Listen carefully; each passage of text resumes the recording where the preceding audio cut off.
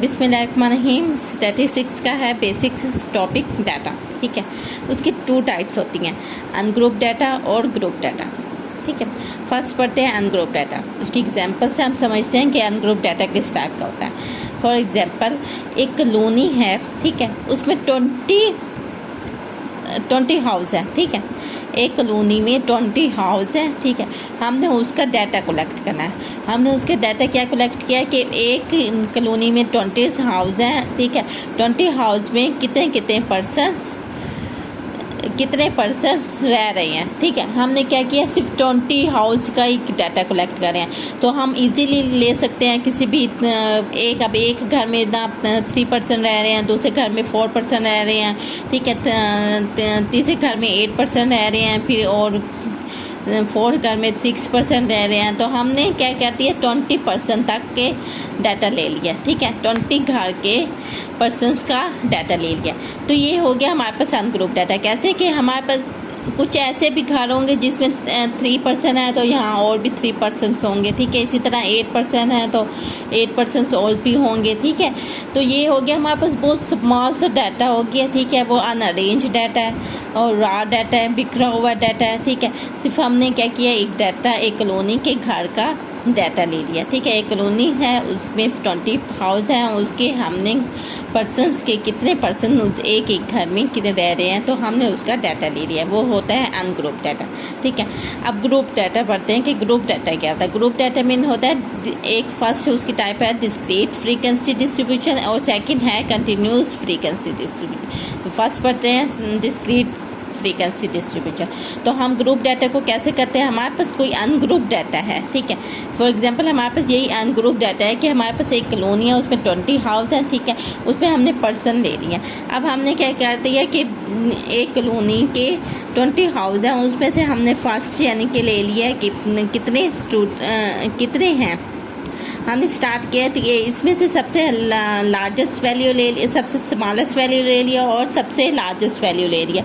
20 data है, 20 number of 20 है, ठीक है, टोटल, ठीक है। उसका क्या करना है, सबसे स्मॉलेस्ट और सबसे लार्जेस्ट नंबर ले लिया। सबसे स्मॉलेस्ट क्या था 3, तो 3, 4, 5, 6, 7, 8, ठीक है। और लार्जेस्ट नंबर यहाँ 10 आ रहा है, तो 10 तक ले लिया, ठीक है हमने।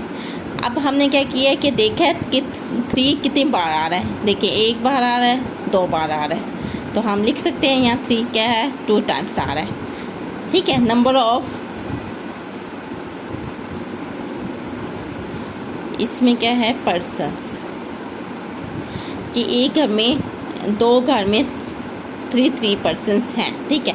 तो इसी तरह 4 देख लेंगे, 4 कितने बार है, 1, 5 देख लेंगे, 5 एक भी नहीं है, एक भी पर्सन नहीं है, 5 पर्सन वाला एक भी घर नहीं है। इसी तरह 8 देख लेंगे कि 8 पर्सन वाले कितने घर हैं, 1, 2, 3 हैं। तो इसी तरह 9 देख लेंगे कि 9 वाले कितने घर हैं, देखें ये 9 का एक घर है। इसी तरह 10 का देख लेंगे कि 10 पर्सन वाले कितने घर हैं, तो देखिए 2 पर्सन है। इसी तरह सो ऑन। तो टोटल हमारी जो फ्रीक्वेंसी होनी चाहिए, इनको काउंट करें ना, 2, 1, 3, 1, 2, इनको काउंट करें तो ये क्या होना चाहिए, 20 होना चाहिए। ये मैंने आप लोगों को फ्रीक्वेंसी करवाई भी है एक एग्जांपल से, तो इसलिए मैं इसको डिटेल से नहीं बता रही, सिर्फ एग्जांपल बता रही हूँ कि हमारे पास कोई अनग्रुप डाटा है, ठीक है। अनग्रुप डाटा उसमें हमने क्या करना है कि उसको डिस्क्रीट फ्रीक्वेंसी डिस्ट्रीब्यूशन में ग्रुप डाटा में कन्वर्ट करते हैं, या हमारे पास कोई ग्रुप डाटा है, ठीक है। उसको क्या करते हैं कि स्मॉलेस्ट वैल्यू लेते हैं और लार्जेस्ट वैल्यू लेते हैं, उसकी फ्रीक्वेंसी निकालते हैं। फ्रीक्वेंसी इसी तरह निकालते हैं कि देखेंगे आप 3 पर्सन्स में वाले कितने घर हैं, ठीक है, 4 पर्सन वाले कितने घर हैं। कुछ और भी आप लोगों के पास एग्जाम्पल हो सकते हैं, उसमें भी यही हो सकता है। जैसे हमने पहले एग्जांपल ली थी फ्रीक्वेंसी वाली के नंबर ऑफ स्टूडेंट ने अपेयर किया था एग्जाम्स, ठीक है, तो वो भी एक नंबर ऑफ फ्रीक्वेंसी थी, ठीक है। तो उसकी टोटल क्या हो गया 20, और ये क्या लिखा हुआ है, सम ऑफ समेशन एफ। इसका मतलब क्या है कि हमने इनको सम किया है और हमारे पास टोटल जो 20 थे, 20 कॉलोनी में 20 हाउस थे ना, तो वही 20 आना चाहिए, ठीक है। तो नेक्स्ट है कंटिन्यूस फ्रीक्वेंसी डिस्ट्रीब्यूशन, ठीक है। अब ये होता है कंटिन्यूस फ्रीक्वेंसी डिस्ट्रीब्यूशन का, मैं बताती हूँ कि कैसा डाटा होता है। अब देखिए, ये कॉलोनी थी, उसमें 20 घर थे, 20 हाउस है, और 20 हाउस का डाटा लेना कोई मुश्किल नहीं है, बहुत इजी है कि हम इजीली ले सकते हैं। ठीक है, 20 पर्सन का डाटा ले लें, उसको देख लेंगे एक एक पर्सन, एक एक घर में कितने कितने पर्सन है, वो हम इजीली ले सकते हैं।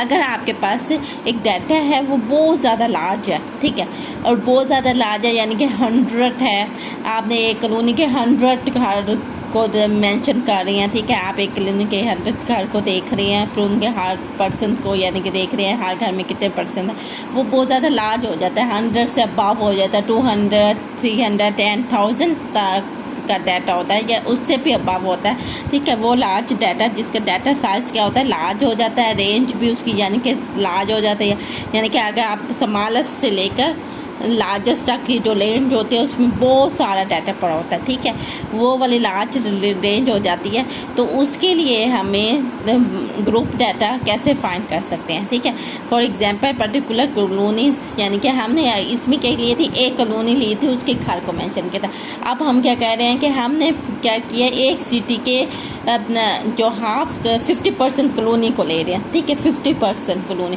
तो वो बहुत ज़्यादा कॉलोनीज हो जाती है, उसमें पता नहीं कितने घर हैं, तो उनको काउंट करना, वो डाटा हमारे पास बहुत ज़्यादा लार्जेस्ट हो जाता है, उसको मेंशन करना और उसको ग्राफ में करना, उसे हम कहते हैं कंटिन्यूस फ्रीक्वेंसी डिस्ट्रीब्यूशन। तो इसकी एग्जांपल मैं आप लोगों को देती हूँ कि एग्जांपल हम देते हैं कि मैथ एग्जाम्स है, एक मैथ पेपर है, 100 मार्क्स है। ठीक है, टोटल स्टूडेंट है 100। ठीक है, हमारे पास 100 स्टूडेंट है और मैथ पेपर है।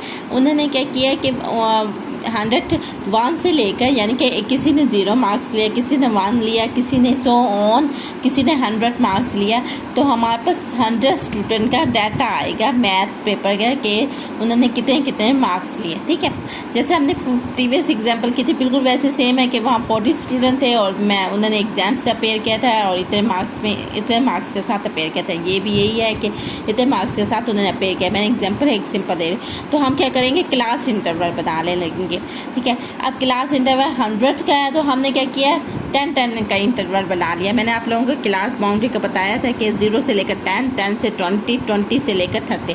अब देखेंगे 0 से 10 की रेंज में कितने स्टूडेंट ने कितने मार्क्स लिए। अब एक स्टूडेंट ने ले लिया फॉर एग्जांपल कि 5 मार्क्स एक स्टूडेंट ने लिए। ठीक है, तो उसको हम कह देंगे एक स्टूडेंट है। 10 से 20 में 2 स्टूडेंट ने इतने मार्क्स ले लेने, इस रेंज में 2 स्टूडेंट ले लिए। 20 से 30 में 2 स्टूडेंट ले लिए, सो ऑन। ठीक है, और जब हम इसको सम अप करेंगे, ठीक है, तो estimation f is equal to 100, तो हमारे पास ये 100 ही आना चाहिए। इसे हम f का नाम दे देंगे, इसे हम x का नाम देंगे।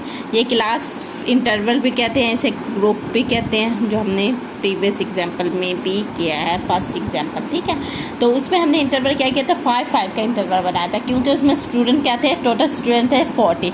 तो अब हमारे पास कहते हैं 100 हैं, तो हमने 10 ग्रुप बना लिया, 0 से 10। ठीक है, तो ये हमने 10 ग्रुप बना लिया, उसमें भी 40 थे, तो हमने 10 ग्रुप 5 इंटरवल के 10 ग्रुप बना लिए थे। ठीक है, तो इस तरह क्या होता है, ये होगा लार्जेस्ट जो साइज होगा, जिसमें लार्जेस्ट डाटा होगा, उसमें हम कंटिन्यूस फ्रीक्वेंसी डिस्ट्रीब्यूशन से सॉल्व करेंगे ग्रुप डाटा को। ठीक है, आई होप कि आप लोगों को ग्रुप डाटा और अनग्रुप डाटा की समझ आ गई होगी। अगर आप लोगों को इसमें कुछ प्रॉब्लम्स हैं तो आप लोग मुझसे डायरेक्ट कॉन्टैक्ट कर सकते हैं।